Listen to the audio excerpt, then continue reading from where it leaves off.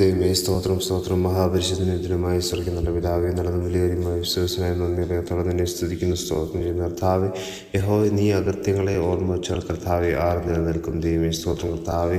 ഈ പ്രഭാതത്തിൽ അടിയിൽ തന്നിരിക്കുന്ന നല്ല വചനത്തിനായി നന്ദി പറയുന്ന കർത്താവേ. പാവങ്ങളെ ഏറ്റുപറഞ്ഞ് കർത്താവെ നിൻ്റെ സന്നിധിയിലേക്ക് അടുത്തു വരുവാണ് കൃപയ്ക്കായി അടികൾ നിന്നോട് അപേക്ഷിക്കുകയും പ്രാർത്ഥിക്കുകയും ചെയ്യുന്ന കർത്താവെ. ഹല്ലേലൂയ, സ്തോത്രം കർത്താവെ. നീ പാവങ്ങളെ വെറുത്ത് ഹല്ലേലൂയ ദൈവമേ പാപികളെ സ്നേഹിക്കുന്ന ദൈവമാണല്ലോ. ദൈവമേ, സ്തോത്രം കർത്താവെ.